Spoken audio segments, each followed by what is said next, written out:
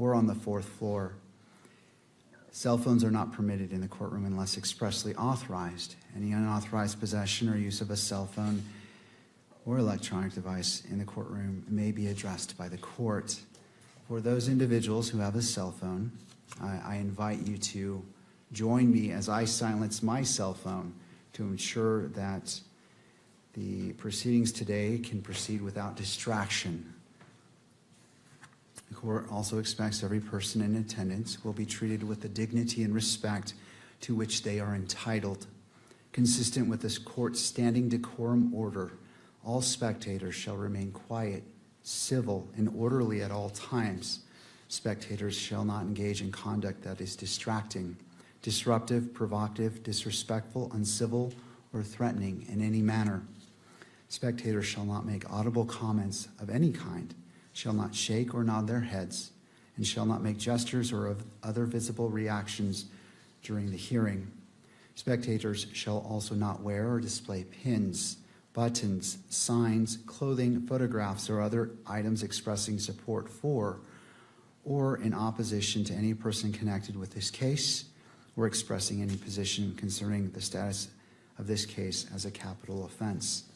The court appreciates the cooperation of all present in maintaining a courtroom environment that is safe, respectful, and orderly, and faithful to the rights and dignity of every person involved. All right. My understanding is the parties wish to address an issue before we get started. Is that correct? We may. Mr. Novak. Thank you, Your Honor, and good morning. I passed up to the court after providing copies of it to counsel for the state and counsel for the media, a single piece of paper. Does the court have that? I do. Thank you, Mr. Novak. Thank you, Your Honor. So every morning this court has a colloquy with the camera operators about their ability to comply with this court's orders. And they acknowledge that they understand the order and that they can comply with it. And the court asks them if they have any problem with it, and they state to the court that they do not have a problem with it. We also spent many, many, many hours of court time addressing which exhibits will and will not be published through the electronic media. And this exhibit, the court ordered would not be published through the electronic media, and it was. And without belaboring the point, the court can imagine our concern that the media and the state who control this exhibit and the publication of this exhibit in the courtroom as per the court's orders failed to comply with this court's orders after all of the effort that we made and the court made to make sure that the court balanced everybody's rights, including the rights that we're concerned about, which are Mr. Robinson's. No doubt the counsel for the media and counsel for the state will say that it was a very, very brief mistake, that it was corrected as soon as they realized the error, but it's done. It's out there, it's photographed. I'm informed secondhand that if I want to buy this image and maybe even have it framed and put behind museum quality glass, I can do so and put it up in my office. Obviously, I'm not going to do that. But my point is, it doesn't matter how long the court's order was violated. When we live in an electronic world, it's done and it's permanent. And we just wanted the record to be clear that we're concerned that the court's orders have been violated, and they've been violated with respect to an order that was specifically designed to protect Mr. Robinson's right to a fair trial. And I don't want to belabor the point any further. I'm also not going to refer to the exhibit with any more specificity because it's not necessary. Is there a requested remedy or potential sanction that you feel is warranted given the actions which you have outlined this morning? I think that we would like to think, when I say we, I mean Mr. Robinson's counsel, about that. We have, as the court knows, repeatedly asked this court, moved this court not to have electronic broadcast of this proceeding, of any of the proceedings and specifically this proceeding. The court denied those motions and overruled our objections to the specific EMC requests. So I think it's a little premature, but I can represent to the court that we will suggest a remedy in advance of the next hearing. Well, Mr. Novak, I appreciate that, but I would ask that if it is something that is concerning, that it be addressed immediately. So I'm not going to wait until this. I recognize and appreciate what you have described, and this was on my mind a lot last night as well. Okay. I don't want to sit on this, so I ask you respectfully to confer with your counsel and come up with that, because I want to address it. I agree. It is concerning, and it warrants examination and to be addressed immediately, especially as we have a little bit left of our preliminary hearing. So I want to give it the weight it is needed, and I don't disagree with you. Then why don't we beg the court's indulgence? We don't need to empty the courtroom. We can go talk about what we think an appropriate measured sanction would be, and we can bring that suggestion back to the court in a few minutes. All right. Well, before we do that, I want to turn to the state and to the media to address what you've addressed, and then obviously if there's a part two, then therefore to that. And I appreciate the invitation, and I also appreciate the court's desire to address the consequences, if any, immediately. Thank you, Mr. I was Novak. not trying to delay it. I just think it's an issue which warrants some thought. The court has said it gave it some thought. We will have a suggestion very briefly. Thank you. Turning to the state.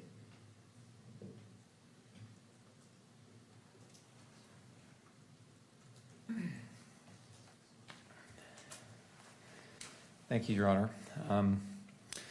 I think at the outset it's important to recognize that everyone's doing their best here. The court is, I know the clerks are, I think the media is, we certainly are, and the defense is. This issue came up in the context of an examination of a witness. One exhibit was published. Before the exhibit at issue was also brought onto the screen, I explained what we were going to do, and then the exhibit was brought onto the screen. I reviewed the video last night. The camera captured this for approximately 2 seconds. The camera operator, I think, acting in diligence and appropriateness, immediately panned as soon as she realized that there was a new exhibit on the screen. The court took it down. As soon as they realized that an exhibit was on the screen, I immediately instructed my paralegal to take it down, and it was. Defense, I think everyone involved here made quick and appropriate efforts as soon as they realized a mistake had been made to remedy and mitigate that issue. As I explained what I was what we were going to do, defense counsel did not object as that happened. And the reason I bring that up is because of the requirement for timely objections. Moreover, I do want to say this exhibit was read into the record. It was allowed to be read into the record earlier. It is also in an earlier pleading, which is the information. This portion of that exhibit, I understand, is in the information. And it is largely cumulative of Exhibit 16 and 16.1, which were previously admitted into evidence and published to the media. Finally, we are going to be dealing with a lot of publicity when it comes to media coverage, and I think that's really where the remedy is going to be addressed. I understand there may be a remedy that can be fashioned today to prevent this kind of thing going forward or going on in the future in this hearing, but I think ultimately that's where this will be addressed. Any other questions from me, Your Honor? Well, not at this time. I will afford you the opportunity, obviously, to respond when the defense comes back. I want to weigh this and taking in consideration, and I find your representations to be accurate as to what occurred. I believe that I noticed it and asked for it to be taken down because I have a live stream on my screen for that very purpose. And the sequence, I believe I made note, and if I'm wrong, please correct me. It's been a long 4 past days, but That's the only addition that I find to the representation. And certainly, Mr. Novak, feel free to correct it if you believe the sequence was any different. I just want to make sure a clear record is being made of what happened in order for whatever happens next to be appropriate and proportional to the actions that occurred. No, and that's consistent with my memory, and I also reviewed the video, the live stream as well in preparation for this issue today. So that's exactly what I think happened. From my perspective, examining the witness, I did not have a view of what was being published to the public and the media, and so I think the court immediately, as soon as it recognized that, brought that to everyone's attention. Thank you, Mr. McBride. To the media.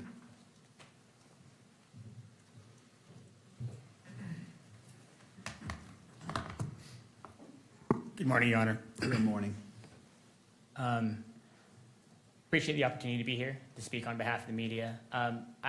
I think our understanding of what happened is consistent with what both the defense and the state have said here. So I don't want to belabor that point. But here's how I understand them. There's two exhibits at issue. Those exhibits were used yesterday in part because the juxtaposition of those two exhibits might have provided some sort of benefit to the court.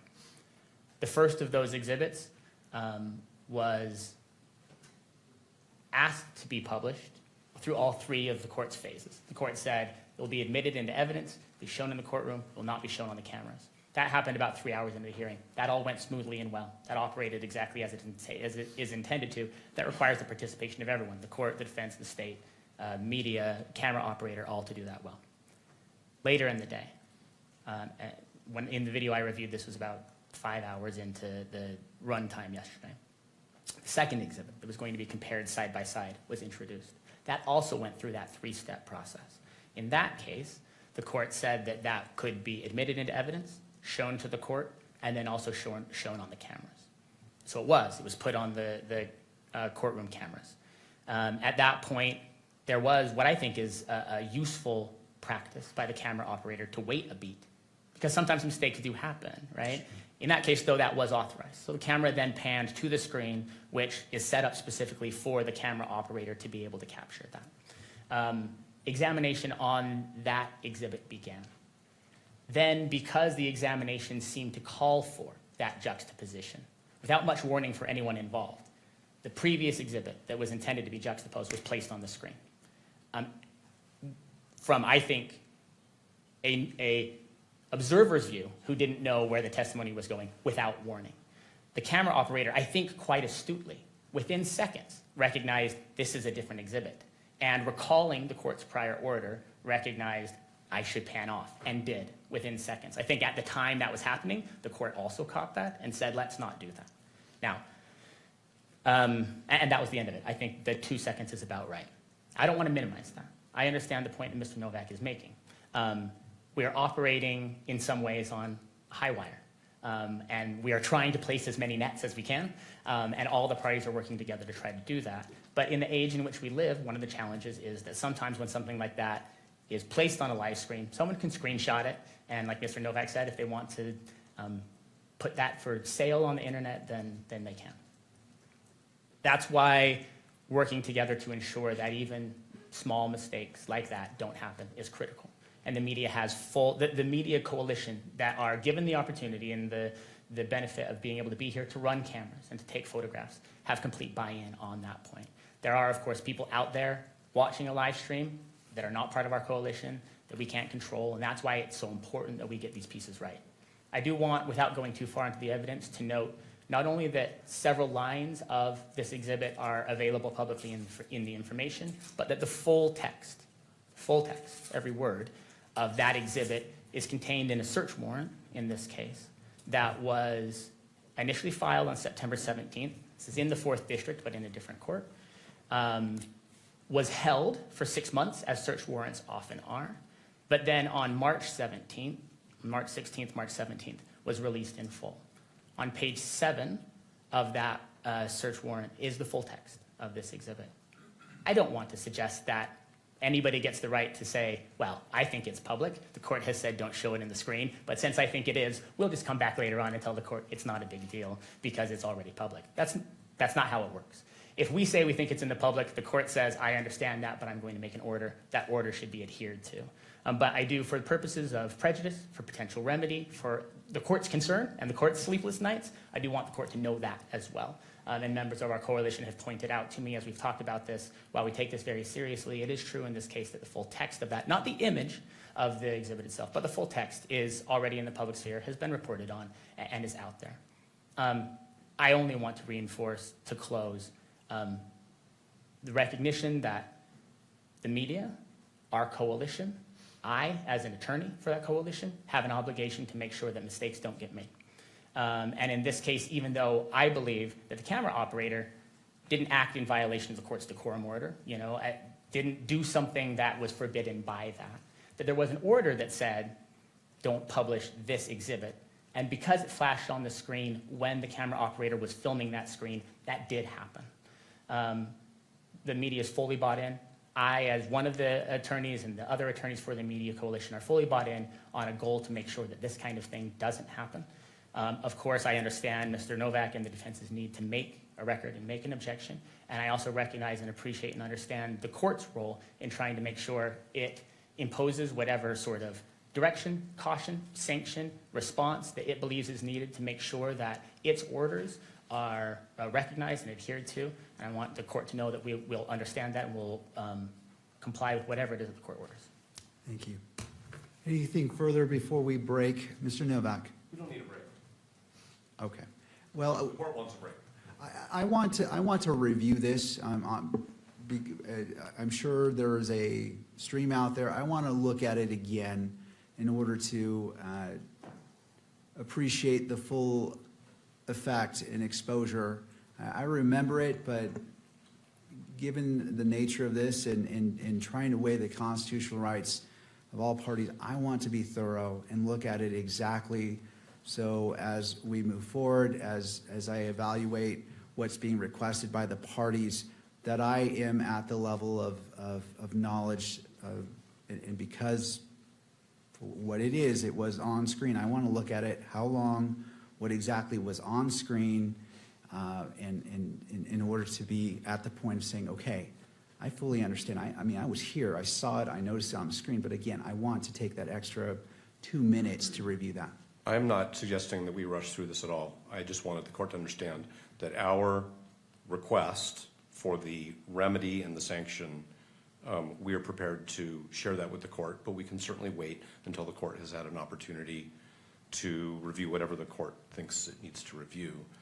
The permanence of this violation of the court order is a different issue from how long it took to correct the violation. It's a permanent consequence. In other words, that image is out there forever and ever in violation of the court's order, no matter what actions the court, the state, and the media took to remedy it, because that's the technological world we live in. So that's my response, if I may, to the arguments. But we can hold our suggestion until the court's ready for it. All right. If the parties feel it'd be helpful to confer while the court is reviewing it, you may, just so that if you choose to, I encourage it. If you don't, I respect that. A court's going to take about 5 minutes. Again, I just want to review it, to be brought up to full speed and just to have it freshly in my mind. I'm going to make one more point, if I may, and that is this is not the first time that this has happened. We had earlier proceedings in this case where the cameras depicted images inside the courtroom that the court had prohibited, and the court imposed certain consequences on the media as a result of that. And so that's just something to keep in mind, in my opinion, if I may. Thank you. All right, before the court takes a 5-minute recess and to review this, does any party need the benefit of the record based off the dialogue between me and Mr. Novak? All right, not seeing any party respond. The court's in recess. We'll come back at 9:45. Court is in a brief recess.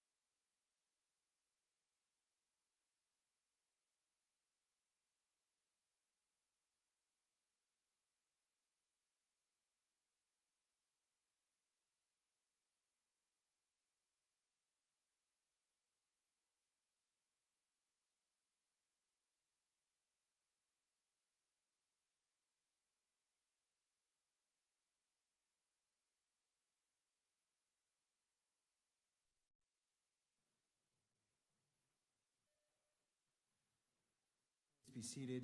Court is back in session, noting the presence of counsel in all parties. And where we left off is the court took a recess to review the video. And I appreciate the patience of the parties as well as everyone in attendance when it comes to constitutional matters and balancing constitutional rights and transparency. This court will take the necessary time to make sure it's given the weight it deserves, and it is deserving of every moment that has been spent. Mr. Novak, turning to you. And perhaps before you begin, let me go ahead and make a record of what I noted that is at issue. And after I put this on the record, certainly if either side wishes to be heard about the court's understanding, I welcome your comments. Exhibit 24 was displayed on the monitor visible to the media camera. Exhibit 16 was displayed on all monitors and appeared on the live stream for approximately 3.5 seconds. The camera operator redirected the camera before any party called attention to the display of Exhibit 16. Approximately 16 seconds later, the court observed the image and stated, "Let me stop you, Mr. McBride. I'm not sure. Is this being broadcast?" Mr. McBride responded, "Let's take that down." The full text of Exhibit 16 had previously been made public through a search warrant that was publicly available on or before April 2026. The portion displayed on the monitors did not contain the full note and consisted of approximately 78 words. Approximately 15 of those words were included in the information filed on September 16, 2026. In addition, the full note was read into the record during the preliminary hearing. The court previously ordered that Exhibit 16 be admitted into evidence and permitted its display within the courtroom, but prohibited its publication through the camera used for the live stream. And that concludes the findings of the court as it relates to this issue. Do the parties wish to be heard before we go into what you're requesting about the record on what occurred? Your Honor, your recitation is accurate. My earlier comments were based on my memory of reviewing this last night. In the recess, I reviewed the feed again, and what you have said today is accurate. Thank you. Mr. Novak, any? No, Your Honor, I don't take issue with the court's factual summary. All right. Turning to you, Mr. Novak. Thank you, Your Honor. We're going to renew our request to exclude all electronic media coverage from all future proceedings. That was our motion docketed at number 305, and that included video cameras, still photography, and audio. This is the second time that the court's orders concerning the scope of electronic media coverage have been violated. I'm a baseball fan, and I just don't think the court needs to wait for the third strike. 2 strikes is enough. If I may, the alternative remedy, which we think is not wholly adequate, which is why we think it's an alternative and a less desirable alternative, is for this court to both reverse its prior order authorizing electronic media coverage of today's hearing, which we had previously filed an objection to after the court, I would say, preliminarily granted the requests for today. That was sort of the chain of events. And that the court proactively preclude electronic media coverage at the last day of the preliminary hearing, which will be September 1st. Now, I understand that there has not yet been a request for electronic media coverage for September 1st, but there is no doubt that there will be, just as this court previously observed that it wasn't prepared to preclude electronic media coverage at the preliminary hearing because there had not been any requests. There were requests, and those that were timely were all granted. The court denied one request because it was not timely for one particular day. So I guess the way it would be is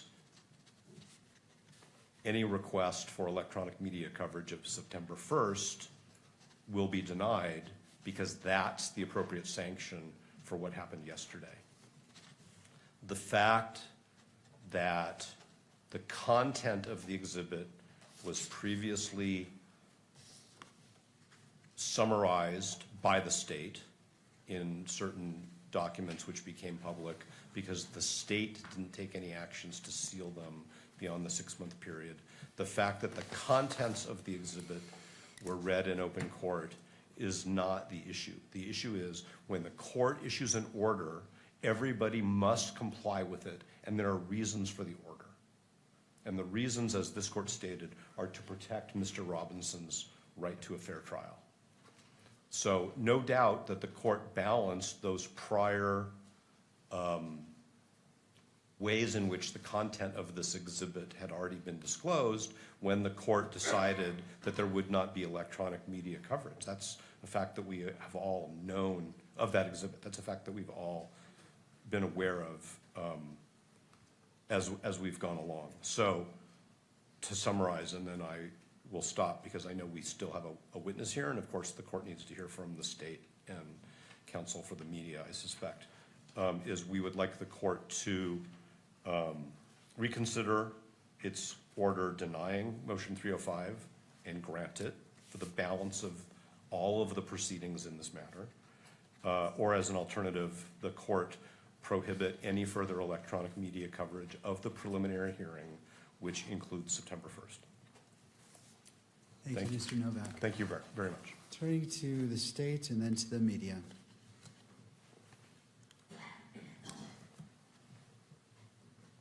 Yes, Your Honor. As to the remedy, we've heard of instances where the media has been able to delay publication of the recordings of the proceedings. We've heard of instances where that has been a short delay of like 30 seconds.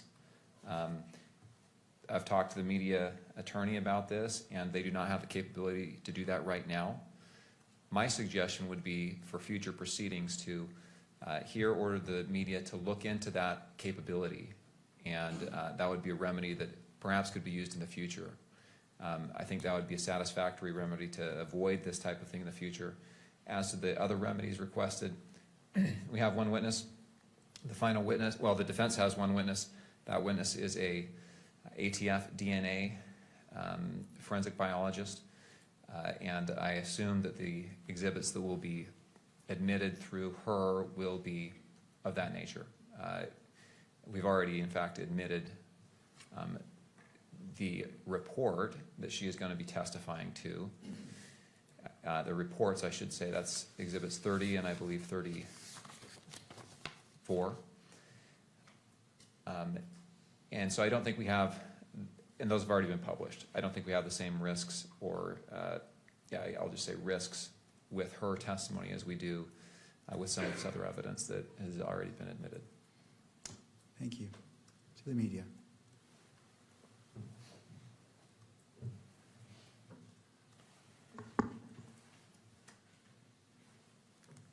In a proceeding like this, the parties in the court and the media are working together to learn and to refine their processes. I hear Mr. Novak's remarks about challenges that we've run into in the past. I recall, it hasn't been that long ago, a time when the camera was placed in a location in the courtroom that was causing challenges. The court moved it. When there were challenges with aspects of the court's ruling, the court reiterated those, and those processes improved. We are getting better at this. Media is on board and recognizes the court's obligation and its significant efforts to balance the interests here. In light of the court's ruling, including its recognition that the media operator in this case beat almost all of us to the punch, right? And saw what was happening on the screen and moved away as quickly as they could. We believe that the procedures that the court currently has in place, even if they don't, every moment of every hearing deliver the result that we are intending to deliver. Those processes are working. I don't believe that a further adjustment, much less a sanction, much less a revisitation of something that says let's keep every photographer, every camera out of this courtroom for every proceeding. In light of the court's well-reasoned and exhaustive rulings after long briefing on all of this, the court is currently balancing these interests correctly, and we therefore ask the court to allow the parties to recognize that the time we're dedicating this morning represents a reiteration of the importance of these principles. The media and the parties all recognize that, and we'll continue to endeavor at all times to do all that we can to ensure that those are adhered to, and let the parties go forward under the current procedures without further order or sanction by the court. Thank you. Any further arguments before the court issues its ruling? No, but thank you for the opportunity. Thank you. And just updating my notes as I'm intending to issue this ruling right now. I'm just making sure that I'm capturing all the points made in the argument right now.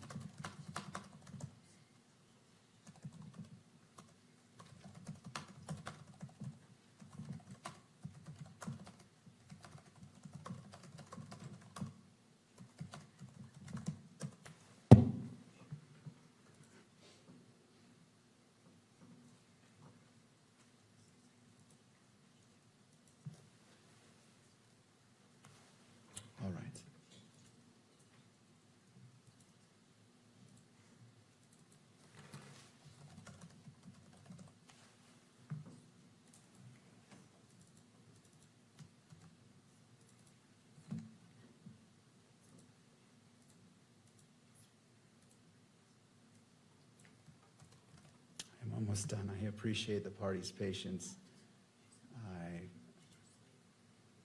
This issue rises to the level that necessitates great care. And as my practice, I don't like to rush or make snap decisions. And I want to give this the full analysis that it's due. So thank you again for your patience.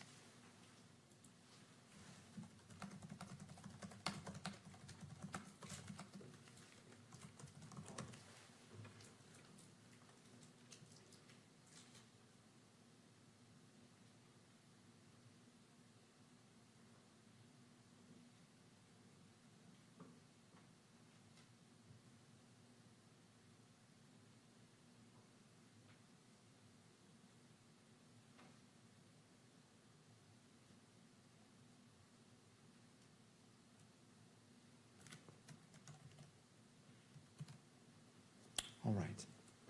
Court will issue its ruling on the request by defense. The constitutional rights of Mr. Robinson and Ms. Kirk are paramount. Although transparency in judicial proceedings is a fundamental interest, it must be balanced against the constitutional rights of all parties. Having considered the arguments presented by counsel and having reviewed the events that occurred yesterday, the court finds that its order prohibiting the publication or broadcast of Exhibit 16 by the media camera was violated. The court agrees with the defense this constituted a violation of the court's order. Compliance with court orders is essential in all proceedings and is of particular importance given the nature of these proceedings. With respect to defense's request as a sanction that the court reverse its ruling on defense motion 305, motion to exclude cameras, the request is respectfully denied. The analysis underlying the court's prior ruling remains unchanged, and the court adheres to its reasoning and conclusions. With respects to the defense's alternative request as a sanction to prohibit all cameras and electronic equipment from today's proceedings, thereby preventing the electronic capture of the proceedings for those inside and outside of the courtroom, the request is granted in part and denied in part. Effective immediately, members of the media shall no longer capture or broadcast any exhibits displayed by the parties during today's proceedings. The court finds this sanction to be proportional and appropriate in light of the violation of the court's prior order. The court reserves this sanction as it relates to September 1st. It is not before the court. There has not been a request for electronic media coverage, and the court won't issue a pre-ruling. When it becomes, that request has been filed and all the deadlines which the court has imposed in regards to the MC filing are in place, if motions are filed, the court will entertain motions in brief argument ahead of the September 1st hearing and address it at that time. This is the ruling of the court. Thank you. Turning to the defense, if you wish, you may call your next witness. Judge, we would like the benefit of the record before we start taking evidence today. Yes, Mr. Grenander, and I'll allow all parties, given the ruling of the court, briefly. And I'll be brief, Judge. And this is in relation to the continued taking of evidence today. And I'll start my statement, Judge, with something that was very insightful that you said the other day. You mentioned, and I quote, "Sometimes you need to take time to save time," close quote. And so that's my purpose for standing up here this morning. We have spent the better part of a day, a little over 5 hours, I believe, hearing from witnesses that the defense has called at this preliminary hearing. And no doubt the defense is entitled to call witnesses at a preliminary hearing as allowed by the rules. But I think it's important that the court remind all parties about the purpose of this hearing. This is a probable cause hearing, as Your Honor has repeatedly stated. The defense has invoked the term reliability many times. And the court, frankly, has found the evidence that's been admitted, the testimony. As a gatekeeper, the court has found it reliable. It's been presented. The exhibits have been found reliable. So any questions of additional reliability are really questions of credibility of the witness and weighing of the evidence. And that is not really what this court engages in at the probable cause standard. And so this is all couched in the context of a likely forthcoming standing objection that the state may lodge if the testimony is long and drawn out and exceeds the scope of the preliminary hearing, gets into areas of a 702 hearing, possibly even trial. We will lodge this objection, but I wanted to just simply state the authority, Judge, behind our objection if we do make that. As your court is well aware, the magistrate at this stage of the case must view the evidence in the light most favorable to the prosecution. And that's cited to in a number of Utah cases, to include State v. Schmidt. Schmidt continues, this means that when reasonable inferences from the evidence cut both for and against the state's case, the magistrate lacks the discretion to choose between them and must leave such a determination to the fact finder at trial. A few other cases I would like to refer the court to. State v. Pledger, which is a Utah 1995 Supreme Court case. Speaking of this standard, the court says, the standard bars the magistrate from requiring the prosecution to address or even eliminate alternative inferences that could be drawn from the evidence in favor of the defense. So even assuming the defense scores points today in calling these witnesses, again, the court cannot really weigh those in favor of the defense. State v. Hester, which is a Utah Court of Appeals case 2000, where there is conflicting evidence, quote, the magistrate may not sift or weigh the evidence, but must leave those tasks to the fact finder at trial.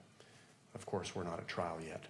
State v. Virgin, a Utah 2006 Supreme Court case, indicates that a magistrate may only disregard evidence at a preliminary hearing if it is, quote, so contradictory, inconsistent, or unbelievable that it is unreasonable to base belief of an element of the prosecution's claim on that evidence. There's a State v. Drozbecki case, which is a Utah Court of Appeals case 2010. Magistrates may only disregard or discredit evidence that is wholly lacking and incapable of creating a reasonable inference regarding a portion of the prosecution's claim, but must leave all the weighing of credible but conflicting evidence to the trier of fact. And finally, State v. Lopez, a Utah 2020 Supreme Court case. Speaking of this probable cause standard at a preliminary hearing, the court said, under this low bar, it may be difficult for the defense to overcome a prima facie showing of probable cause. Even an alleged victim's recantations may sometimes be insufficient, given that the magistrate must view all evidence in the light most favorable to the prosecution and draw all reasonable inferences in favor of the prosecution, close quote.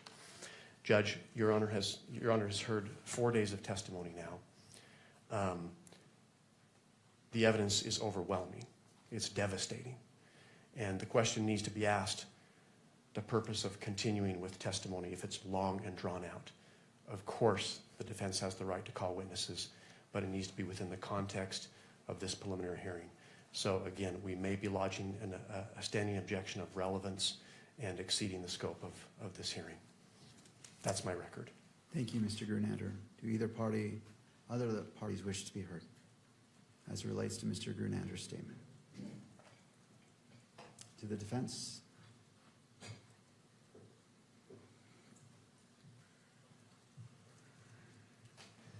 I'm not sure what was being requested by Mr. Grunander. As I indicated to the court during the testimony of the last witness, we had discussion with the state prior to the start. We had a scheduled date for the court to rule on objections. And the purpose of that hearing was so that we wouldn't have to fly witnesses out from the East Coast if there was going to be a standing objection. Prior to that hearing taking place, the state contacted us after they had participated in interviews of Ms. Oliver and the other experts, and indicated to us, and we indicated to the court, that there was going to be no standing objection to the testimony of these witnesses. So if he's lodging a standing objection now, I think he's waived it, or he should be stopped from asserting it given the circumstances. I didn't hear that he was asserting that, and I intend to keep this next witness focused on the issue that I think is relevant, which is the state presented DNA reports through a non-expert. They selectively read into the record a portion of those reports which left an extremely misleading impression of the significance of that evidence. So I have the author of the report here, and I'm going to hopefully educate the court on what the limitations are of the report, and that's it. I hope to be done with the witness by noon, direct and cross, and that will be the end of it. All right, thank you, Mr. Burt. And before I have you call the witness, just want to make sure that the media had well, I'm not sure if the media needs to be heard on Mr. Grunander's response. No, Your Honor. All right, thank you. All right, Mr. Burt, you may call your next witness. Thank you. Call Ms. Oliver.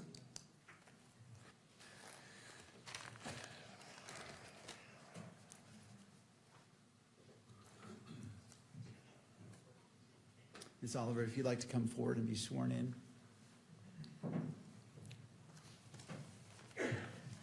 You do solemnly swear that the testimony you shall give in the case now pending before the court will be the truth, the whole truth, and nothing but the truth, so help you God. All right, ma'am, you may be seated.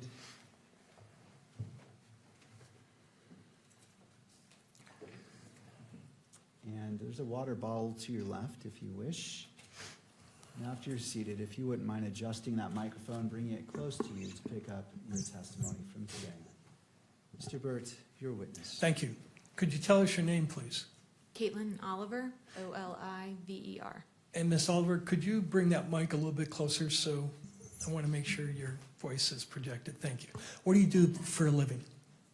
I work for the Bureau of Alcohol, Tobacco, Firearms, and Explosives as a DNA section chief. And how long have you held that position? I've been a section chief since January, and I've worked with the ATF for about 9 years. Prior to that, I was a forensic biologist. And where were you a forensic biologist before you started to work for the ATF? Prior to the ATF, I worked for Jefferson Parish Sheriff's Office in New Orleans, Louisiana, as a DNA analyst and a DNA quality manager. Back in September of 2025, what were your duties and responsibilities? I was a forensic biologist. And do you recall that around September 11th, you received a request to do some DNA work at the request of the state of Utah? Yes. Could we display State's Exhibit 30, which is in evidence?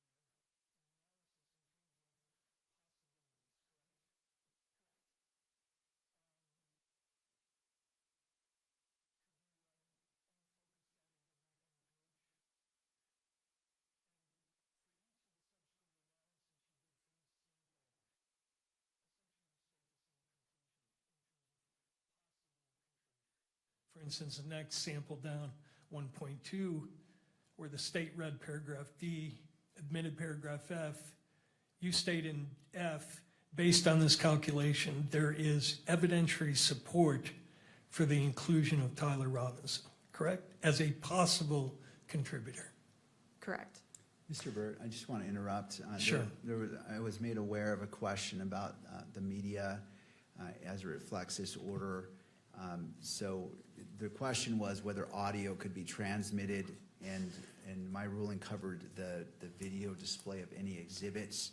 And so I just want to make sure that's the understanding of all the parties, that the audio of your portion discussing evidence is that you understand that that's going to be captured by the camera and displayed, but not any exhibits displayed.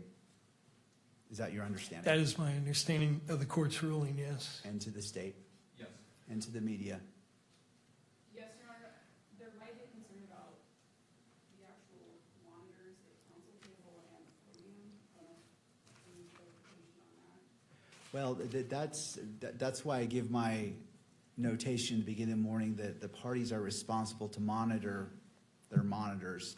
And that's there because they're entitled to view it, but they're responsible to ensure that the monitors, as the camera is picking up the courtroom, it's directed not to focus on the monitors, but inevitable capture may occur, and that's why that instruction is given. Your Honor, Jeff Nyman on behalf of the victim representative.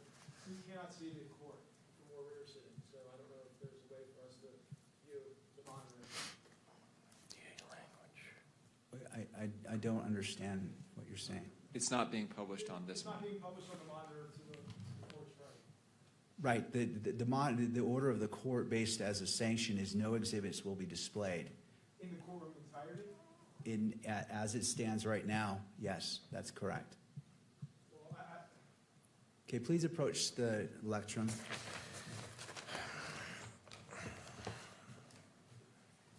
Your Honor, it's just hard for the victim's family to be able to follow the evidence if everyone but the victim's family is able to view the exhibits here in court. Thank you, I appreciate your concern. This monitor is not on either. So it's only the attorneys. The attorneys have a right to view what exhibits are being displayed, to make their motions, objections, and to see it. It is the court's discretion on what's displayed in the courtroom for publication, and the court issued a sanction given the events of yesterday, and that's the court's ruling. Your Honor, I just asked the court to consider the victim has the right to be present, obviously, at the hearing, and the presence without being able to see the exhibits, again, it's our position, is not meaningful. Thank you, I appreciate your concerns.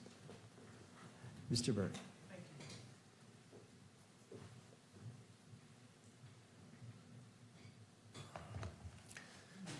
Could you redisplay Exhibit 30, please? And again, while he's doing that, that same conclusion where you include the language, go back to that page, please, 5. Use the term, there is evidentiary support and possible contributor. I want to focus your attention on the words evidentiary support. We've had a prior witness testify that, from the FBI, testified that they use a scale and they characterize the support along the lines of strong. Are you familiar with that type of a scale? Yes. Does your agency employ that scale? We can come to 5 conclusions at our agency, so there can either be exclusion, limited support for exclusion, uninformative, limited support for inclusion, and support for inclusion. And I take it from what you just said, you don't use these qualifiers strongly. The words strongly include things of that nature. Yes, we don't use a verbal scale at our laboratory. Is that a scientific phrase when you talk about instead of saying that there's support for an inclusion, you instead say there is strong support for the conclusion? So our laboratory doesn't use a verbal scale due to the fact that they add subjective words to the front of this word support. It is our stance that the likelihood ratio statistic, the number stands on its own. So we report the likelihood ratio and either support for inclusion or support for exclusion. Thank you. Would you go to page 8 of the report and highlight the very top of the first 2 sentences? You included this language in your report, correct? Correct. And in fact, you included this language in all 3 of your reports, referring to the conclusions conform with the relevant Department of Justice policy on uniform language. That's correct. Right. And why do you include that language in all 3 of your reports? It's standard language for our reports. Our reports adhere to the DOJ Ultra statement. Okay. And could you go now to Exhibit Oliver 4 for the witness only? Not admitted yet. Are you familiar with this document, the Department of Justice Uniform Language for Testimony and Reports for Forensic Autosomal DNA Examination using probabilistic genotyping systems? Yes, I am. Right. And would you go to page 4 of that document, please? And the court has heard some prior testimony about this Department of Justice directive. What is ATF's, what is your understanding of what the qualifications and limitations are that are required by this policy of the Department of Justice? What are you not supposed to be saying in connection with the reports that you wrote in this case? There's a few things that the Ultra document states. First, it states if you use a verbal scale, which we do not, then you need to use the one dictated in the document. This is in an effort to unify the language coming out of DOJ laboratories. It also says that we cannot state that our evidence is infallible, nor can we state that there is a inconclusive result. Shall not state that it's infallible or have a 0 error rate, correct? Correct.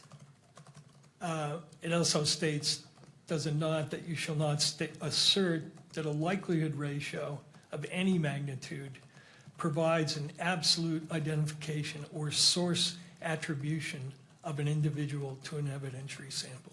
Correct. And are your reports in conformity with that? You're not stating or implying that anything you did here is asserting an absolute identification of someone as the source of any of the evidence that you examined, correct? Correct. With forensic evidence, it's impossible to state with 100% certainty anything. That's why we report a likelihood ratio, to speak to that uncertainty with a statistic. All right, and would you go to the next page of that document? This policy requires that you not state or use the expressions reasonable degree of scientific certainty, reasonable scientific certainty, or similar assertions of reasonable certainty. You didn't do that in any of your reports, correct? Correct. You're not asserting anything with respect to any reasonable degree of scientific certainty. Correct. Correct. Now, when you can take that down. When did you first receive the assignment in this case? I would have to refer to my case record to know the exact date. Do you have those in front of you? I do not. Okay. Let me pull up Oliver 3 for the witness only.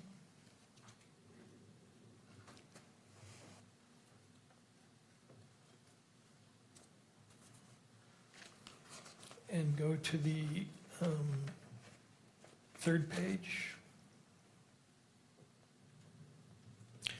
Does that third page help refresh your memory on when you may have received this case? Yes, on September 12th, 2025. Okay. Is that when you first started doing work on the case, do you think? Yes, it is. Now, prior to doing work on the case, did you receive permission from someone to consume any samples in the case? Yes, I did. And could you go to page 15 of those case notes, please? Again, for the witness only.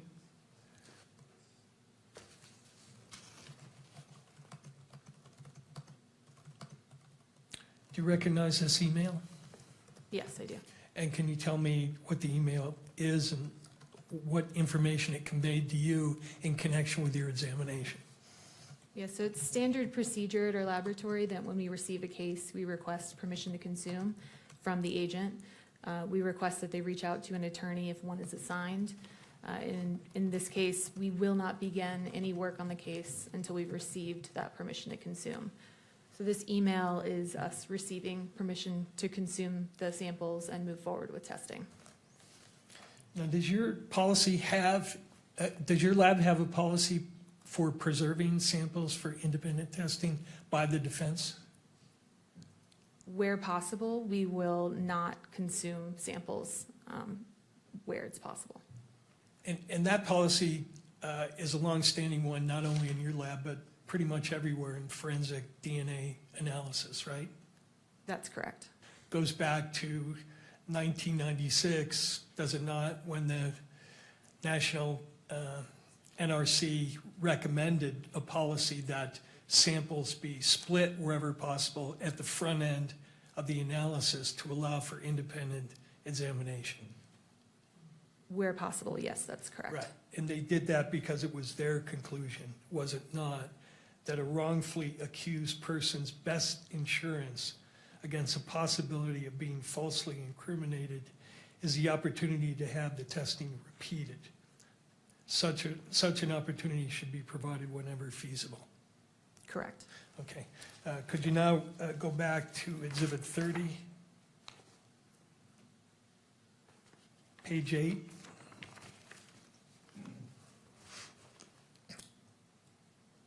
Were certain DNA samples consumed in your analysis? Yes, they were. And for the record, are those listed on page 8 of your report? Yes, they are. Which samples were entirely consumed in your analysis? That would be exhibits 1.4, 1.6, 1.9, 1.10, 1.12, 2.1, 3.1, 4.1, and 5.1. Okay. Then are there a number of samples listed above there in the report where you say the DNA extracts will be retained? And then you list 1.1, 1.2, 1.3, 1.5, 1.7, 1.8, 1.13, 7.1, and 8.1. Correct. Does that mean that those are all swab samples, correct?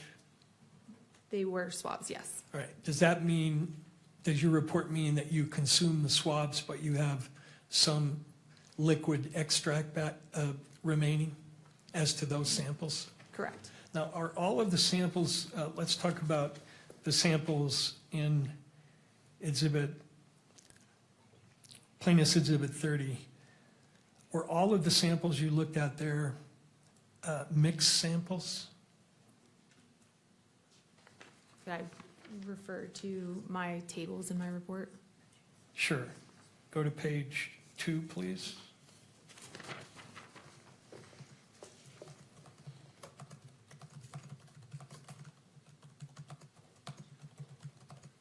And can we go to page 3 and 4? 3 and 4, please.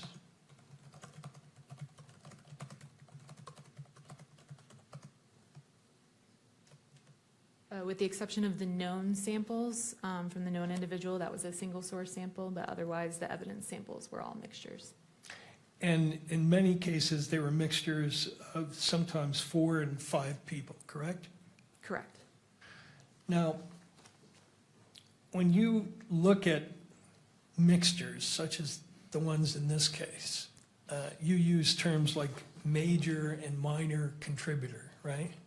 Correct. Is that language meant to convey that anything with respect to activity of anybody who might be assigned to that DNA weight? In other words, are you saying the person you label as a major contributor was engaged in any sort of activity? Is there any connection between the use of that language and activity?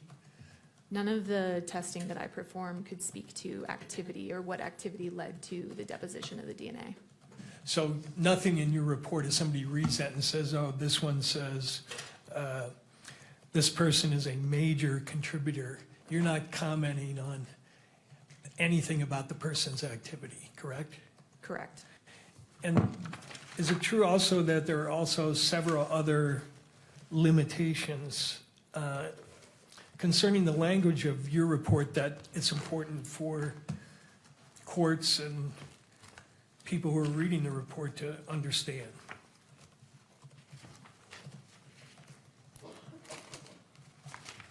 I'm sorry, what was the question?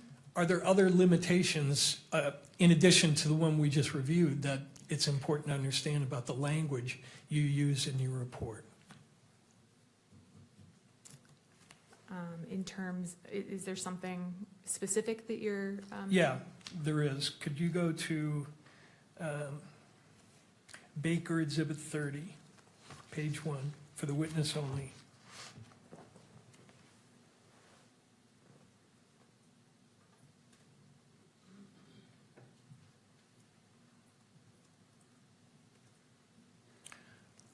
Are you familiar with this publication? Yes. This is a publication by the National Institute of Standards and Technology called Forensic DNA Interpretation and Human Factors. Correct. This is put together as a guidance document for practitioners on what, to simplify essentially, what to say and what not to say. I don't know that I would call it a guidance document. NIST is not a regulatory body for DNA testing. It was a report that looked into forensic DNA reporting and specific human factors that could affect our testing. So they may have had recommendations, but as far as them being a regulatory body that's issuing guidelines, I wouldn't state that. Okay, that's fine. Could you go to 136, please?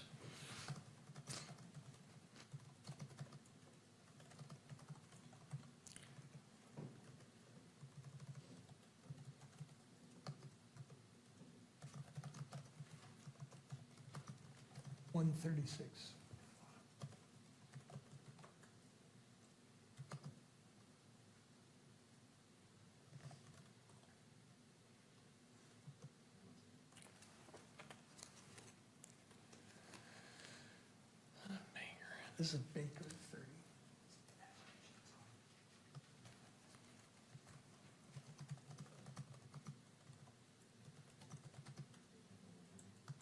Keep going.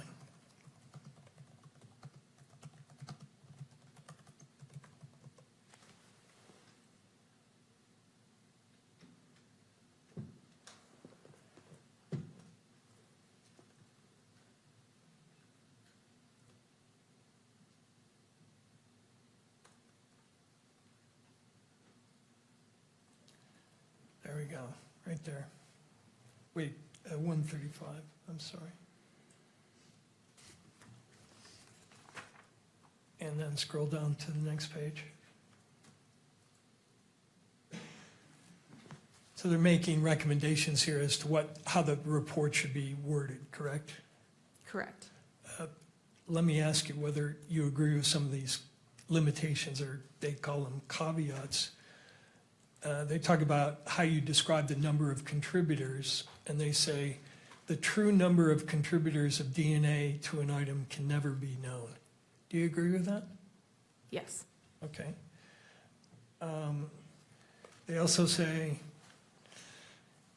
let me ask one question before I ask this one, which is, do you use something called a reporting cap in all three of your reports? Yes, so for our likelihood ratio statistics, we cap the statistic at 1 trillion. The actual number could be a lot higher. It could be quintillion, octillion. We chose 1 trillion because it has meaning, I think, to people that can understand what 1 trillion is. An octillion and a quintillion gets a little high at that point, so we cap at 1 trillion. And they talk here, do they not, about how you convey the idea of a reporting cap, and they say the LR reporting cap was chosen because of the limitation of biostatistical modeling and independence assumptions of STR loci. Do you agree that that's why the cap is chosen? I believe we chose our cap for the reason I stated. Do you disagree with that statement in terms of why the cap is chosen? I'm not familiar with the paper that's referenced there, so I would have to familiarize myself before I said I Okay. agreed or disagreed. Fair enough. And then they also suggest that you alert in your report that profile descriptors cannot be applied to activity level issues. Do you agree with that? Yes, so this is what you were stating about calling a major contributor. It doesn't speak to the activity that led to the DNA deposition. Right. DNA profiles may be described as major, minor. However, these descriptors should not be interpreted in the context of a decision regarding the nature or the mechanisms, actions, or timing that led to the deposition of the DNA. You agree with that? Correct, yes. All right. And then the other sort of limitation, convey that the DNA results cannot be interpreted as the analyst providing an opinion regarding who the source of the DNA is. Yes, so this is, once again, we don't make source attribution statements. We will say there's support for inclusion, and then we back up that with a statistic. So from a scientific standpoint, you couldn't read the paragraph that sets out the likelihood ratio in your report, whatever the number, and then blast a headline in the media, Mr. Robinson's DNA is found on this item. That's a source attribution, is it not? Correct, yes. And that would not be scientifically defensible, would it? Correct. Okay. Another limitation they talk about on likelihood ratios, on the next page, please, 137. Likelihood ratios cannot speak to the likelihood of a proposition, only to the probability of the results given a pair of propositions. Do you agree with that? Yes. Explain that, because that's a little above my pay grade in terms of understanding. So a likelihood ratio statistic compares the probability of the DNA profile of the evidence given two competing hypotheses or two competing scenarios. Typically, the first is that the person of interest is included, and then the exclusionary hypothesis would be that the person of interest is excluded, so there's a random, unknown, unrelated individual contributing. And when they're elaborating on that point, they say a likelihood ratio indicates if and to what extent the DNA analysis results support one proposition over another. It is not possible on this basis alone to determine which is the most probable proposition. Do you agree with that? Yes. Okay. And then the next limitation they suggest you convey is that convey the DNA statistics cannot imply uniqueness within a population. Do you agree that that's a legitimate limitation? Yes. And explain what that means. Does that go back to the issue of source? You can't assign a source to a DNA sample? Correct. Okay. It says you should delineate the meaning of a verbal qualifier, but you didn't use one in this case, right? Correct. Okay. Now, you mentioned that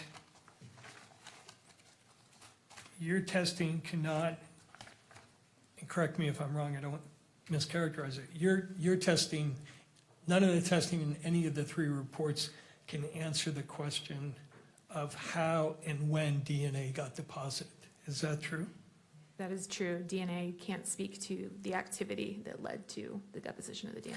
And the report says, with regard to that issue, with the increased sensitivity of DNA techniques and sophisticated software, a DNA profile may be developed even when the contributor of that DNA never touched the item or area that was swapped.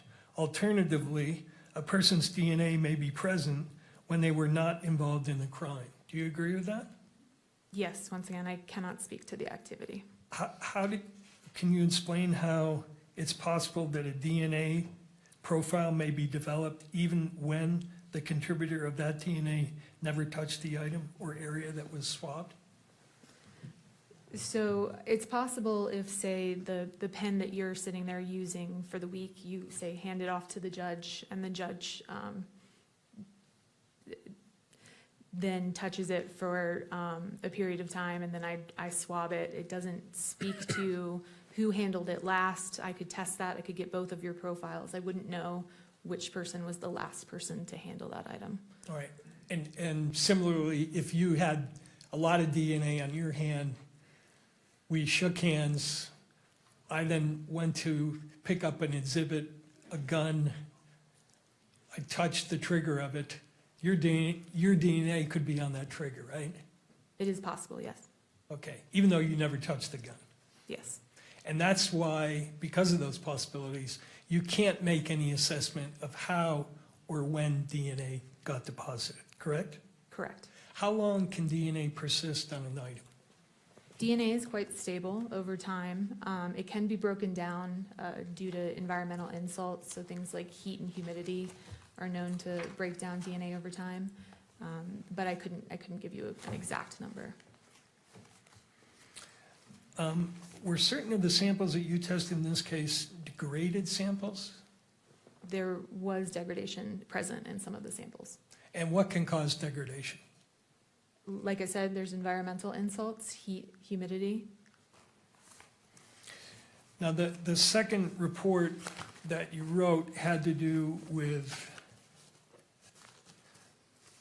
a Dremel item that was taken from Mr. Robinson's home. Correct. And did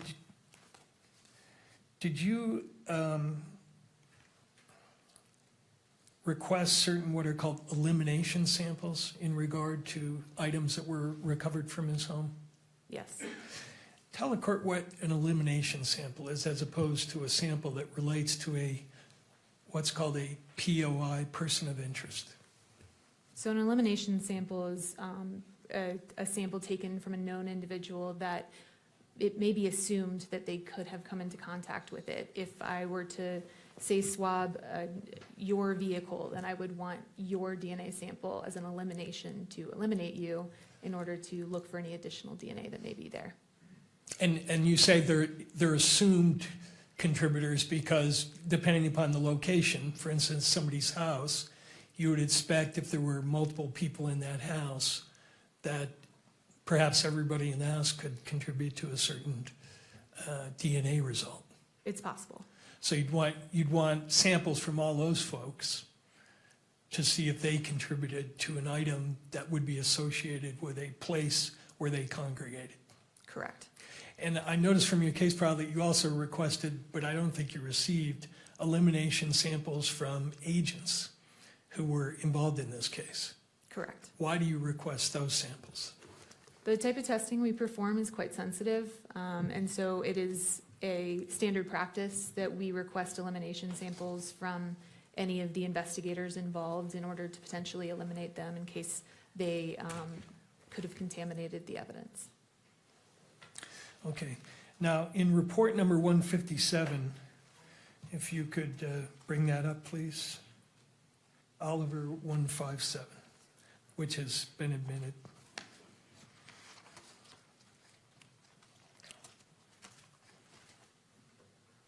The elimination samples that you requested in connection with items seized from Mr. Robinson's apartment were from Amber Robinson, Matthew Robinson, and Lance Twiggs, correct? Correct. And that's because you had information that those people were associated with the house. Correct. And when you tested or compared, first of all, you determined their DNA types, right? Correct. Then you compared their types to what you found on the evidence. Correct. And for a certain number of those samples, you found the presence of DNA of your elimination samples, not because they were suspects, but because they were associated with the premises, right? There was support for inclusion of some of these individuals, yes. Okay, and if you could scroll down to page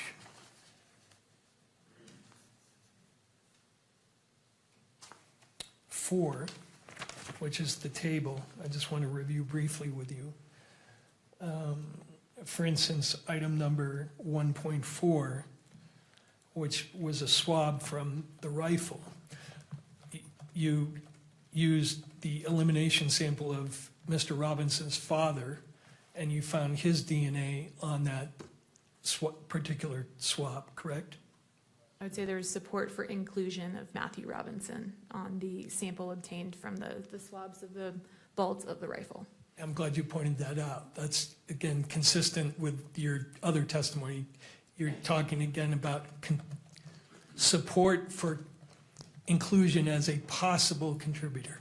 Correct. And there Again, was- not because he's a suspect, but because he's associated with that premise. Correct, and there would have been a likelihood ratio statistic calculated and to go along with that. Okay, could you go to the next page? Similarly, with respect to 1.6, you found, again, Matthew Robinson on swap number 1.6, or a profile that indicated he was a possible contributor. There was support for inclusion of Matthew Robinson. Okay.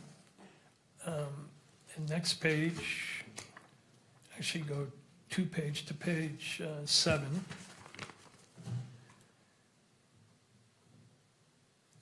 You found support for inclusion of Lance Twiggs on swabs of buttons of a Dremel tool, correct? Correct. And going back to what we were talking about before, if a person named Lance Twiggs lived in that residence, came into contact with Tyler Robinson, and then touched a button on a Dremel tool, you'd expect Mr. Robinson and Mr. Twiggs's DNA to be on there, right? Or you could. It's reasonable to assume that anyone living in the household could have contributed to DNA on an object found in that household. And similarly, you found profiles to suggest support for inclusion of Mr. Twiggs on other areas of the Dremel tool, correct? Correct. Okay. Now, the last area I want to ask you about is, you're familiar with something called NGS? Yes. What is NGS? NGS stands for Next Generation Sequencing. It's a DNA technique that sequences your DNA, so it looks at the individual sequence of your DNA. And is it true that in your field, that whole area of NGS is something that's at the forefront of everybody's attention? For instance, when you go to seminars and you look at the presentations, there's a lot of talk about NGS, right? That's correct. Yes, it's a newer technique. And is it being developed by ATF as a technique that's going to be used or has been used? Not at this time, no. And is there plans to do that? Not at this time, no. Okay. Do you know if other labs have implemented it? I believe there may be some laboratories in the United States that have it in use, but I wouldn't have direct knowledge of that. Now, you used a program in this case called STR Mix, correct? Correct. And that's sold by a company in New Zealand, that software? Correct. Have they developed another program called STR Mix NGS? I'm not aware of NGS software. Could you go to 156, Oliver 156?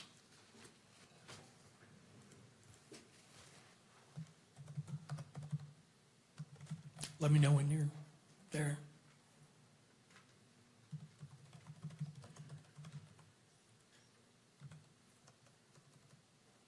Are you aware that the developers are selling a product called STR Mix NGS? I was not aware, no.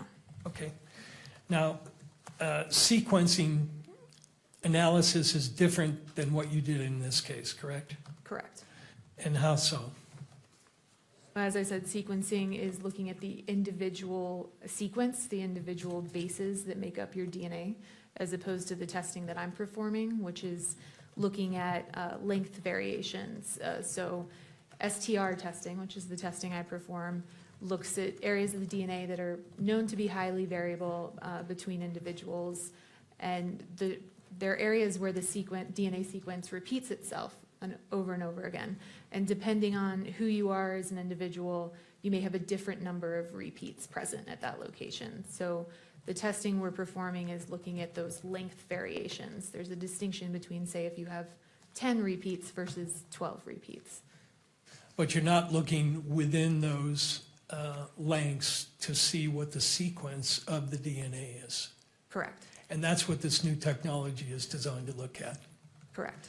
And the reason it's designed to look at that is because it's been found that there are DNA areas that are different in sequence, even though they're the same length. Is that true? I think the reason for developing NGS software is to add another tool to a forensic biologist tool belt. Okay. Now, could you go to 154, please, for the witness only? You're familiar with this chart? Yes. Okay, this lists all the alleles that you found for all the testing in your 3 analysis, correct? No, it looks like, No, you were right, 154.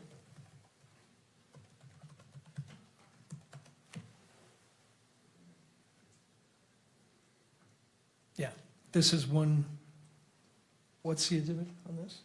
This is 154 in the second page. Okay. You're familiar with this chart, right? I reviewed the first page of this chart. I have Sure. not reviewed the entire Go to the thing. first page. This lists the alleles that you found, correct? For the known samples, yes. Okay, now go to the second page. And is it true that for the alleles of interest in this case, one of the alleles of interest is at the D3 location, allele 17? One of the locations that we look at on the DNA strand is called D3. That's a location, yes. Right, and in this case, the 17 allele is important because Mr. Robinson had a 17 allele, correct? Correct. And some of the evidence had a 17 allele Correct. at that location. Correct. So as I understand the way you do this, you look and compare whether those are the same number, basically. I wouldn't state that's how we do our comparison. So it's not just number matching. We're using STRmix, the STARmix software, in order to perform an analysis of the software that looks at the possibilities for a DNA profile and make comparison to the knowns that way. We aren't using a chart and just doing number matching. Yeah, and I wasn't suggesting you did, but you're looking at the alleles and measuring the peaks, and it's a fairly sophisticated process, correct? Correct. But the bottom line is you're comparing alleles one against another. Correct. So if a person is a 1717 and the evidence sample is a 1717, you're looking at that comparison.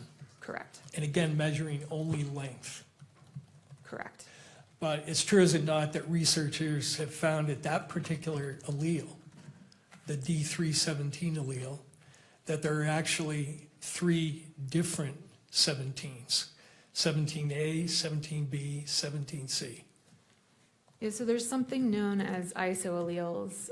What that is you may have, in this case, a 17 allele, but the sequence within that 17 allele is different. So 2 people may have a 17, but they may have a different sequence within their 17 allele. And it's been found that there is a 17A, a 17B, and a 17C, correct? Objection. Relevance to the probable cause hearing. At this point, I think we've once again gone beyond probable cause, and based on Mr. Grunlander's argument, I would invoke his argument here in the case law that he referenced, and I object to this question. Let me withdraw the question, reframe it, and move beyond it. All right, so I'll sustain the objection. It will be reframed, and we'll go from there. It's true, is it not, that at least 1, 2, 3, 5 of the locations of interest in this case, researchers have found that the alleles that you were looking at, these isoalleles, have different sequences but the same length. Objection. relevance, the witness has testified she does not do sequencing analysis here, and that's what the question is asking, is about sequencing analysis. Counsel? The point, though, is that her testing cannot distinguish between these isoalleles, and therefore it goes to the weight of the comparisons. But if she didn't do that, Yeah, that's the point, is that she didn't do it, and therefore she's not in a position to draw conclusions. Mr. McBride? That proffer is inaccurate, that she's not able to draw conclusions because she did not do NGS or sequencing analysis. She has testified that her lab and the analysis she did here is not sequencing analysis, it's something different. Whether or not she could do sequencing analysis is irrelevant to the analysis that she did do. If Mr. Burt wants to call an expert to say sequencing analysis is better or something like that, that's fine. But this expert does not do sequencing analysis. Therefore, the line of questioning that goes into sequencing analysis is irrelevant to her testimony. Let me see if I could lay a further foundation. All right, so I'm going to sustain the objection. Sure. And the question may be re-asked if counsel chooses. When you do your analysis using length only, do you go by the rule that if any STR locus fails to match when comparing the genotypes between two or more samples, then the comparison of profiles between the question and reference sample is usually declared a non-match, regardless of how many other loci match? No, it's not quite that simple. What you're speaking of is an exclusion, is that correct? Yeah, right. So it's possible for DNA evidence we spoke about, it's possible that DNA evidence be degraded. In a case like that, there may be the potential that some of the profile has what we call dropped out. So it's not present. In that case, we wouldn't expect necessarily to have a inclusion or exclusion at that location because there's no information present there. So it's not quite as simple as is every allele in this chart present in the evidence. There's more to it than that. If you had a difference in sequence between a known and a question across many loci, would you exclude the person? It depends. Again, objection, Your Honor. We're going back into sequencing, which is not the analysis that was done in this case. Mr. Burt? Again, Your Honor, if there could be an exclusion based on this and the testing was not done, I think that is relevant. But as it relates to this witness and her firsthand knowledge, I'm not seeing that tie-in as it relates to her. All right, let me move on then. So I'll sustain the objection. Now, you said that all the samples you looked at in that one report were mixtures, correct? Correct. And the number you get in the likelihood ratio depends on how many contributors you estimate, right? The number is going to vary if you say I think it's a mixture of 2 people versus I think it's a mixture of 5 people. It's not necessarily the number of contributors. The likelihood ratio speaks to the weight of the evidence. And so it's comparing known individuals to the unknown sample. It could be a low number and be a single source sample. It could be a high number and be a 4-person mixture. It's not necessarily directly correlated with the number of contributors. Let me ask you if you agree with this. This is from the NIST mixture study. An likelihood ratio numeric value is not a measurement of a physical quantity. Do you agree with that? Correct. Rather, it is a ratio of probabilities in the opinion of the expert assessing the likelihood ratio and is dependent on the specific propositions used to formulate it and also on the individual making the assessment.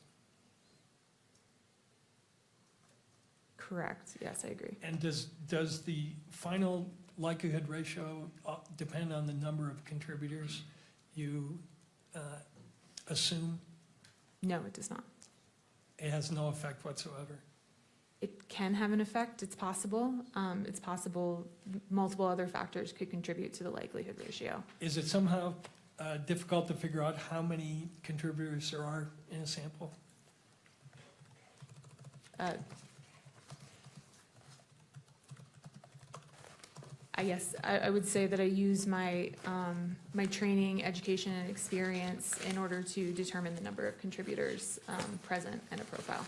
Well, I noticed throughout your report, you used the phrase, for instance, with regard to the 1.2 sample, the profile consistent with at least five contributors, at least one of which is male.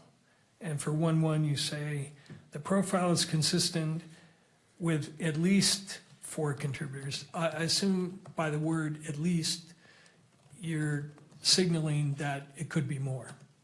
Correct. And as the number of people to a mixture increases, the difficulty in sorting out that mixture increases as well, correct? Correct. I noticed in your standard operating procedure, there's some guidance on interpreting 3-person mixtures. Familiar with that, right? Yes. And it says, and correct me if I'm wrong, approximately 70% of 4-person mixtures present as 2 or 3-person mixtures, based solely on number of alleles present. It's possible for them to present, yes. Well, it doesn't say it's possible. It says, for example, approximately, in all cases, assuming a mixture as a result of the combination of 3 people must be done with caution. For example, approximately 70% of 4-person mixtures present as 2 or 3-person mixtures, based solely on number of alleles present. You said you're referencing my SOP? Yes, Is it possible for me to take a look at it? sure. Your Honor, I'm going to object at this point. The point that defense counsel is getting at is made in the last answer, which is that the difficulty of sorting out mixtures increases as the number of contributors increases. That's all understood, but that has nothing to do with the probable cause determination. Even if it's difficult, the inferences and the evidence is weighed in the favor of the state. The court cannot weigh the difficulty in determining this evidence. Is it fair for a trier of fact at a jury? Sure it is. But we're now getting into weight issues that are relevant for a jury, but not for this court. Well, he's implying there's going to be an extended discussion. I have one question which he wants to look at her manual to make sure it's in there. So, and then I'm done. All right, I'll allow this question, so I'll Thank you. overrule the objection. She may review the material and So could you bring up question can be rephrased. one, exhibit Oliver 148?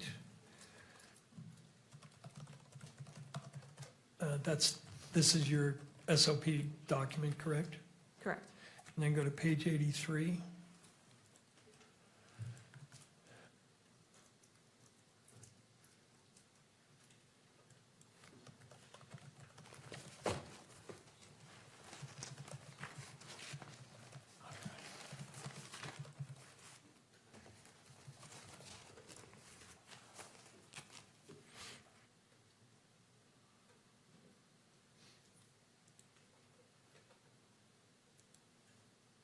Did I read that correctly? Yes. And so it's true, is it not, that approximately 70% of 4-person mixtures present as 2 or 3-person mixtures? It's possible. Thank you. That's all I have. Thank you. We've been going for a bit, and depending on how much cross, I'm trying to decide if a break is warranted or if, Mr. McBride, you wish your cross is limited. Again, not trying to say which way you should go, I'm just trying to weigh whether we should take a break. I will probably be 20 minutes. All right, let's just keep going, and then at that point, we can take a break. Thank you. Mr. McBride.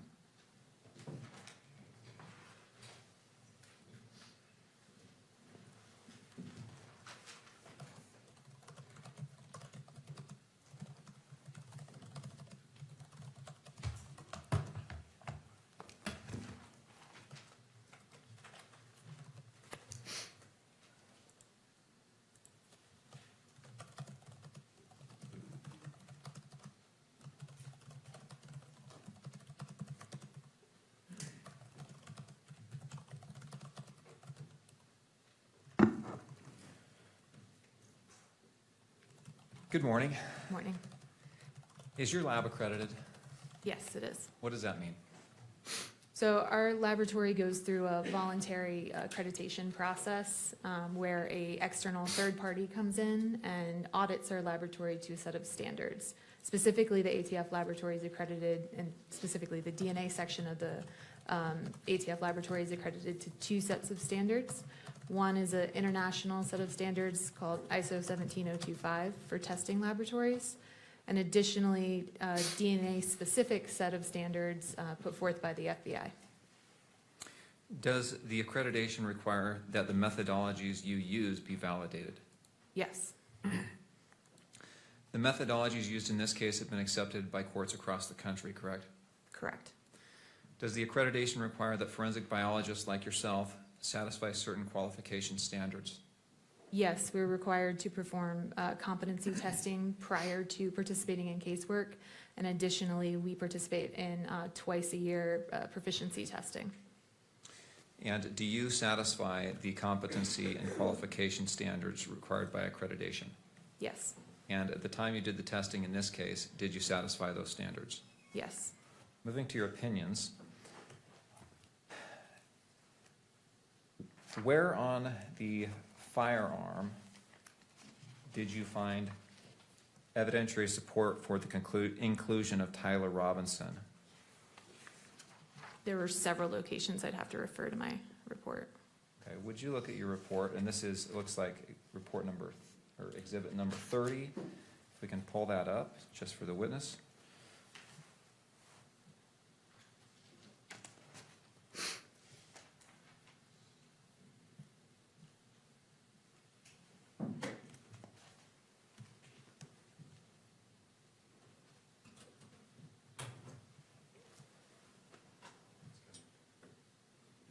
Thank you, Kimberly.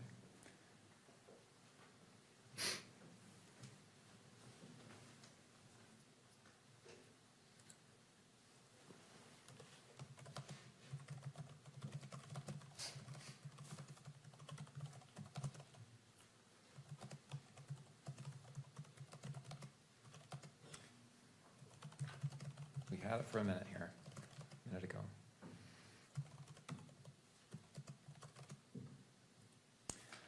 Okay, if we could go to page number 2, please.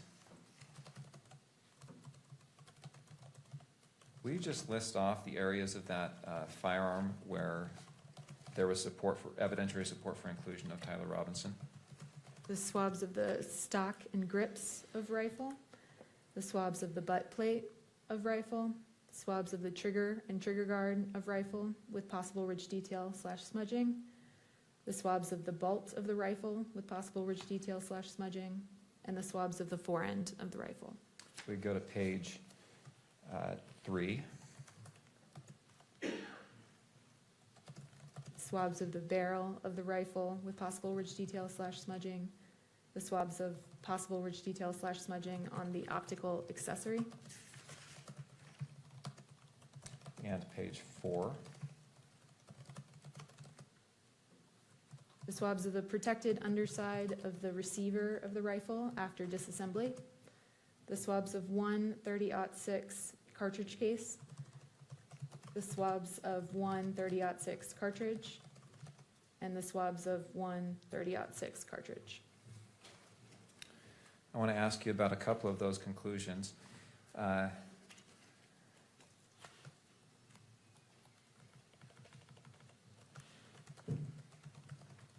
Let's look at page 5, please.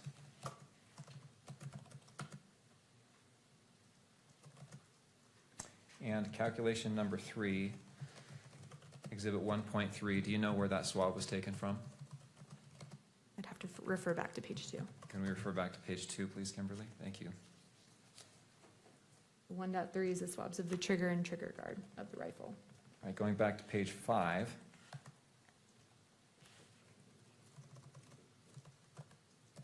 And we've had some talk, some testimony from you and some questions for you about the likelihood ratios.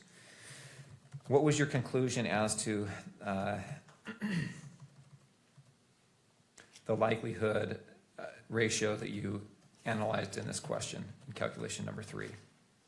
For this exhibit, the DNA profile was at least 1 trillion times more likely if it originated from Tyler Robinson as the major component and 3 unknown unrelated individuals than if it originated from 4 unrelated individuals.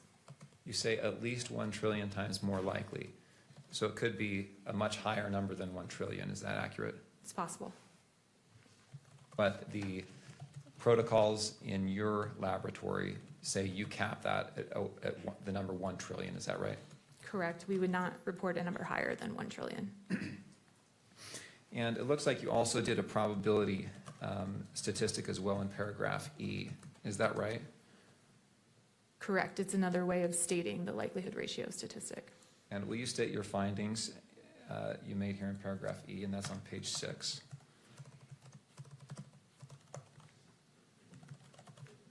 The probability of an unrelated individual in the population who has not contributed DNA to the sample yielding this level of support is less than 1 in a trillion.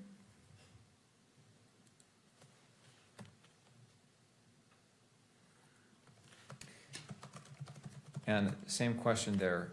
The trillion number, it could be far less than that, but you stop your calculations or the statistics at 1 trillion. Is that right? Correct. Let us move to page 7 with regard to statistical analysis calculation number 7. Now, do you remember what 1.3 or 1.13 and 2.1 are?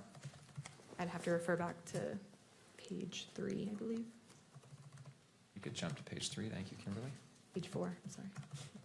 Page 4.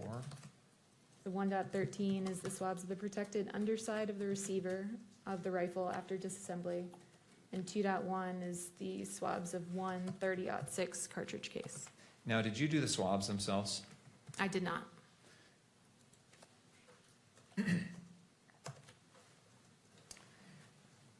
And 2.1 is a cartridge case, is that right? Correct. And what's the difference between a cartridge case and a cartridge? So cartridge is unfired, cartridge case has been fired. Right.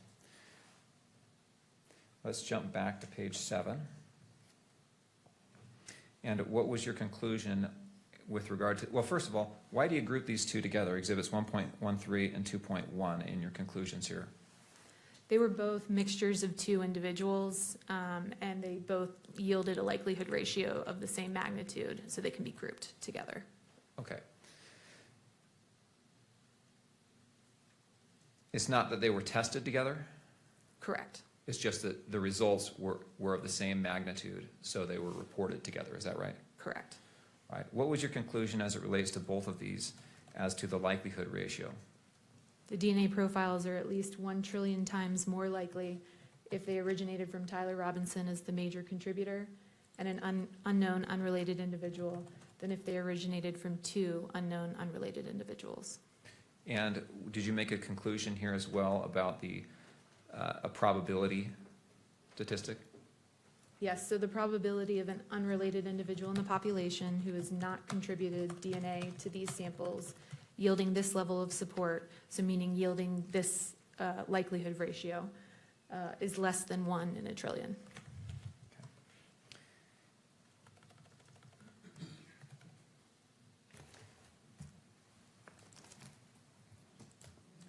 Nothing else.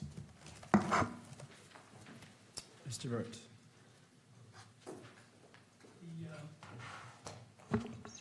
The 1.3 sample is described as swabs of trigger and trigger guard, right? Correct. You didn't do the swabs, but am I correct that you have no way of knowing which part was from the trigger and which part was from the trigger guard? Correct, so they were swabbed together, so I wouldn't be able to say where the DNA came from. And that's one of the samples that was degraded, correct? There were signs of degradation present in that sample, yes. And you said with regard to that sample that that was a sample consistent with at least 4 contributors, right? Correct. And what you term the major profile have the largest amount of degradation in that sample? There was, yes, And you can't tell us anything about when the DNA was deposited on the trigger guard or the trigger, correct? correct. You can't tell us anything about whether, when you say it's at least 4, it could be 5, 6, or 7 people with DNA on that trigger or trigger guard, correct? Correct, which is why we have the major contributor that is suitable for comparison, and the minor contributor is not suitable for comparison due to that complexity. And again, major, minor just has to do with the levels of DNA you were seeing. It has nothing to do with someone being engaged in activity that is major in relation to the minor contributor. Yes, so the major contributor is the majority of the DNA contributed to that sample. Okay. And some of these samples, you have major contributors of more than one person, right? Correct. So for sample 1.1, swabs of stock, you have 2 major profiles, and there are at least 4 contributors on that sample, right? Can I refer to my report? Sure. It's Exhibit 30. Plaintiff's 30.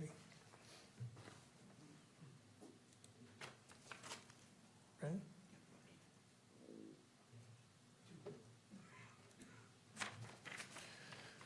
You said Exhibit 1.1? Yes. Yes, it was a mixture of 4 individuals. There were 2 major contributors. Okay.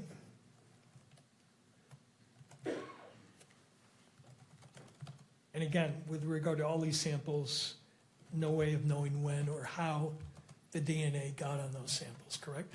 Correct.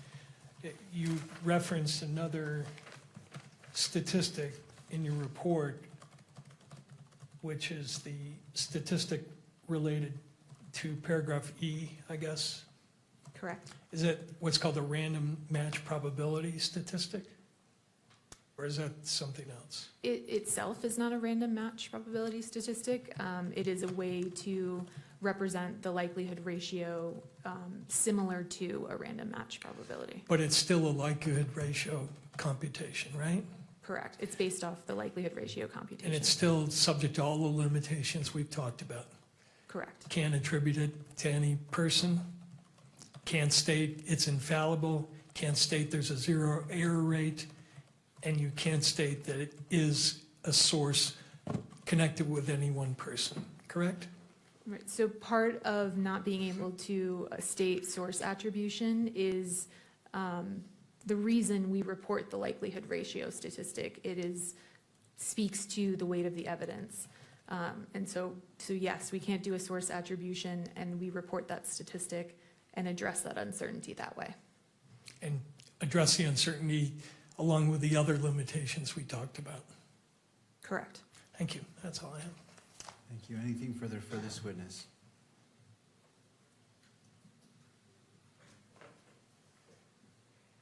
No. All right. May this witness be excused. Yes. All right. Thank you, ma'am. You may step down. Anything further from defense? No, we have no further witnesses. All right. Returning to prosecution, anything further? No, Judge, we have no rebuttal evidence to present at this hearing. The state has no rebuttal evidence to present at this hearing. However, before we break, there is the matter that was discussed yesterday with respect to publishing in the courtroom Exhibit 12.1 so that the victim's family can observe that. Thank you. All right. Do the parties wish to be heard as it relates to this briefly, and then the court will issue its ruling?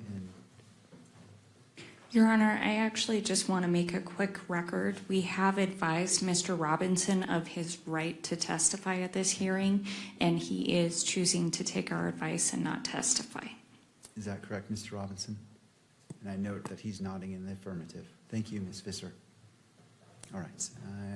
In regards to the outstanding issue about the publication of State's Exhibit 12.1 to the courtroom only, to persons here, any further input from any of the parties before the court issues its ruling? Jeff and I, on behalf of the victim, my understanding is you ruled yesterday that you were going to play it, that you did grant our request. So I don't know if we... Thank you.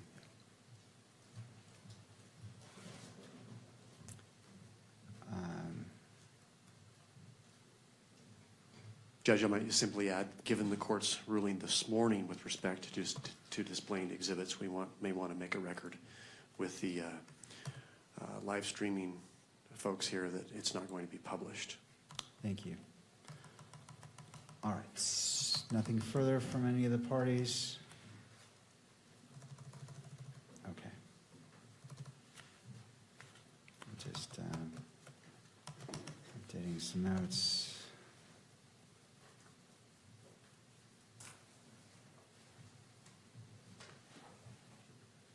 All right. The court wishes to readdress yesterday's ruling in light of this morning's sanction as it relates to Exhibit 16. The court separately addressed that incident and imposed a sanction on the record. Having considered all applicable public access, fair trial, privacy, and victims' rights interests, the court adheres to its prior ruling. The court finds that temporarily limiting live stream to audio only while Exhibit 12.1 is displayed is necessary to prevent the inadvertent publication of the exhibit from being transmitted to outside the courtroom, and no broader and is taking the least restrictive means to accomplish what is being requested. Accordingly, Exhibit 12.1 may be viewed by all persons physically present in the courtroom, including victim representative Ms. Kirk in her capacity as the victim representative. The same in-court viewing rules applies to all parties and courtroom attendees. And that is the ruling of the court. Let's go ahead and proceed to that, to the state. So could the camera operator let me know when we're switched to an audio only? We are? Okay. All right. And as it's switched to audio only, to the state, now my understanding there's no audio on this surveillance on 12.1. Is that correct? All right. All right. So let's go ahead and play that. And I'm going to rule that this also applies to the still photographer. It cannot be captured the screen in any way. I noted video recording, but I intend as well as no still capture of any of the monitors during the publication of 12.1. All right.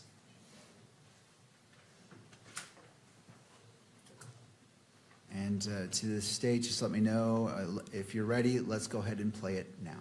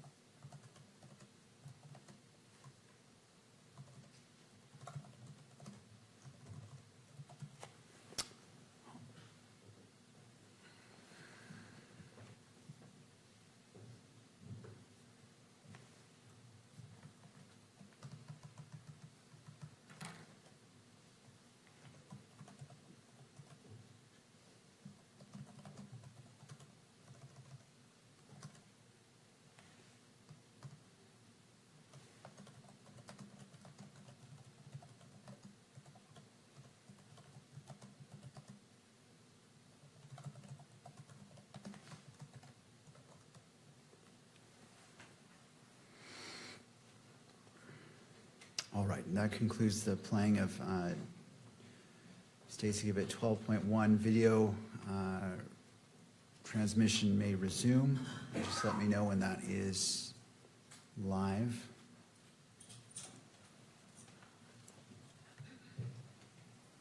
All right, thank you.